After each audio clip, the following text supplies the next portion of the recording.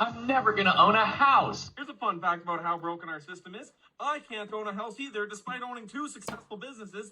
I live in my parents' basement. There's a fun fact about me. And don't get me wrong, that's not from lack of trying to buy a house, but they make it incredibly difficult nowadays. First, start a business after university, and they say, oh, you need 3 years of business income. Cool, stay in business for 3 years. Go to reapply, and they say you had ups and downs. You need stable income, but businesses grow. They have up and downs. That's how it works. So I give myself a small, steady income, and then they look at things like, oh, you got your pickup truck. You have too much debt. You can't buy a house with this level of income. They say, oh, you don't need 5% down. You need 20% down because you're a business owner. Do you know how hard it is to save up 20% of a house? So despite paying off all my trucks, saving up 20%, it is still incredibly difficult to buy a house because the house prices are going up faster than I can save the 20%. And they say this needs to be done because it's the affordability. Despite running 2 businesses, they don't know if I can handle the finance of buying a house. Don't worry, you can buy an $80,000 pickup instead, $0 down.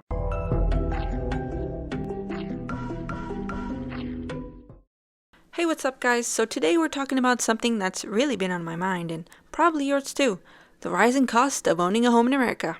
You know, it's kind of like trying to buy a ticket to an exclusive concert, but the prices just keep going up and suddenly you can't even afford the parking fee, let alone the actual ticket. Yeah, that's the housing market right now. Here's a fun little fact for you. In the past 10 years, home prices in the US have shot up by over 70%. So, if you've been eyeing your dream home, guess what? That dream is getting more expensive, and it's getting further out of reach for more and more people. People are having to get creative too. You know, like when you're trying to buy a house but end up with a tiny house.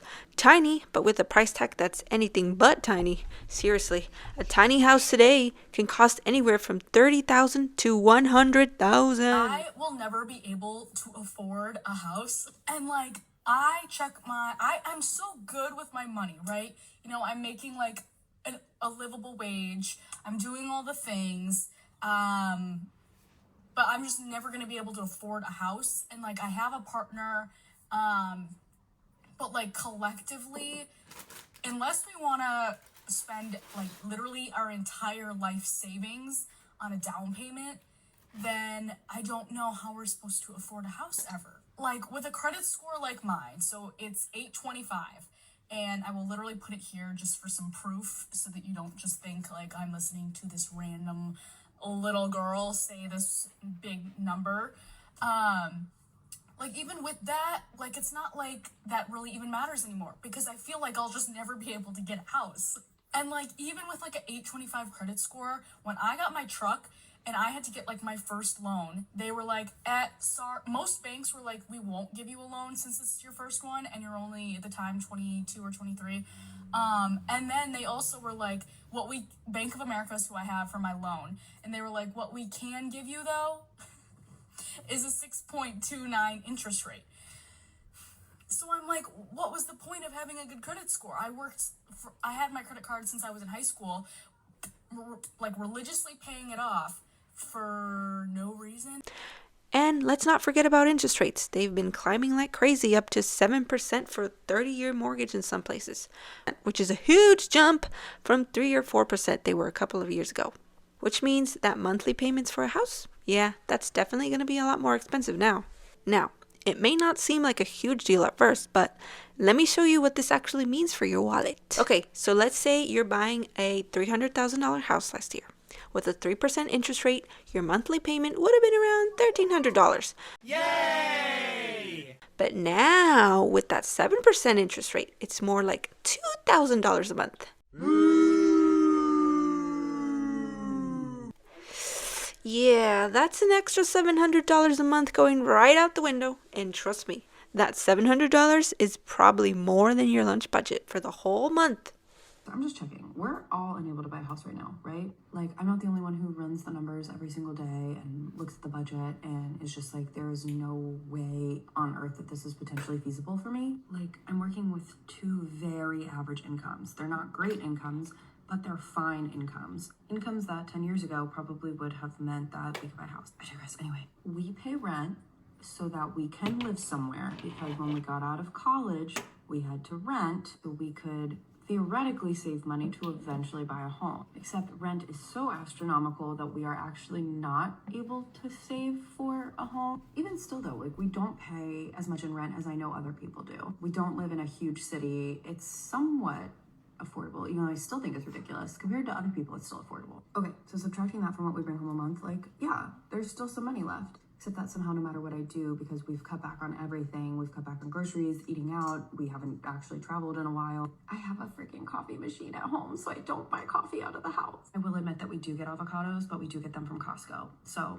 it's less expensive. We both work from home, so we shouldn't be paying that much for gas, but yet somehow we are. I'm going through my credit card statement at the end of every month and I'm literally spending $20 here and there. Like, there are no big purchases on this credit card, but the groceries are killing us. But we also have to eat. We can't not eat. We need to put gas in the car because sometimes we do have to go places. But like, I can't figure out where this is coming from. Like, we're not huge shoppers. We eat at home most of the time. Compared to other people my age, we do not spend money on alcohol or drugs. I don't freaking Uber Eats or Grubhub or anything. And I don't want to sound ungrateful because at the end of the month, we are able to save something, right? But it's not nearly enough to save up for a down payment on a freaking house. And if we did decide to go that route, it would take us, I calculated it, like 12 years of just doing absolutely nothing with our lives, like just staying at home, doing nothing. And I'm not willing to spend the next 12 years completely restricting myself for the dream, the possibility of a dream of getting to buy a home. Like, these are the best years of my life. I want to live them. And even if we did that and we saved for 12 years and we put a down payment on a house,